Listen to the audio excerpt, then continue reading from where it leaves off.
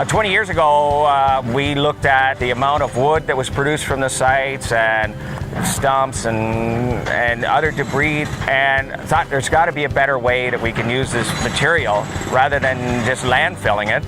And so we went out and bought some equipment. We tried to build markets, and it took us a few years, but we built markets for the different products that you create from these demolition sites or construction sites, the waste that you collect.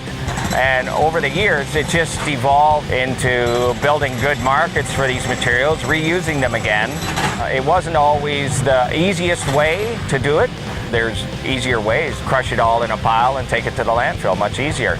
But it's certainly not the most environmental way, but it's also not the best economic way, because producing another product that you can sell eventually from the wood or from the concrete or from the metal is a much better way of doing business as far as we were always concerned. And so at the beginning, we tried to set ourselves apart by providing that service to the customer. It wasn't always as important.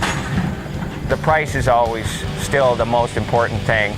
We've always tried to do both, and sometimes it was a little harder than others, but we just persevered and built a great market out of recycling concrete, wood, metals, cardboard from these job sites. Concrete is a big part of our construction here in Canada, North America. Foundations, bricks, block walls. It's always produced when you tear something down or remodel, and it can be taken to a site like here, crushed up and made into new aggregate, or on a demolition site, crushed right at the property with a mobile crusher and use it again for a road base or for new construction on the existing site. One thing we do with the wood, which we've done for the last 20 years, is produce wood mulch, animal bedding, wood fuel, and built a large market for that type of product. First we go in and we do a heritage plan, take out any usable materials that can be reused, saved, doors, windows, covers, millwork, beams that can be sold again or reused.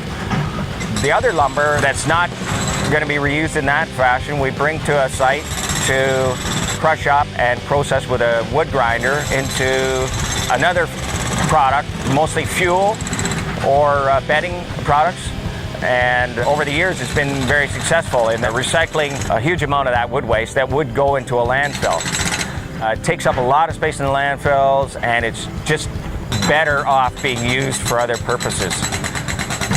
There's been some testing done to crush and screen drywall, because it's gypsum basically, and can be used as a fertilizer additive in farming operations. Right now it's in the testing state, and there's been quite a few tests done in the States by some universities to reuse drywall. But it is one of the products that's harder to recycle. There's a company just outside of Toronto, New West Gypsum, and that's where we ship most of our material. And they grind it up and reuse it in new gypsum board.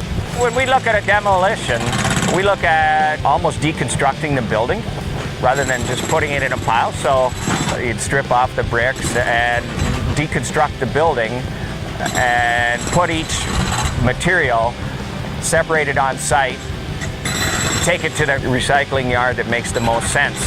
And for us, it makes economic sense. For the customer, for the project manager, or for whoever we're working for, it makes great economic sense. Plus, they're recycling as much as they can and not shipping it off the landfill. So we try and separate it right on the site and then move it out to the different customers.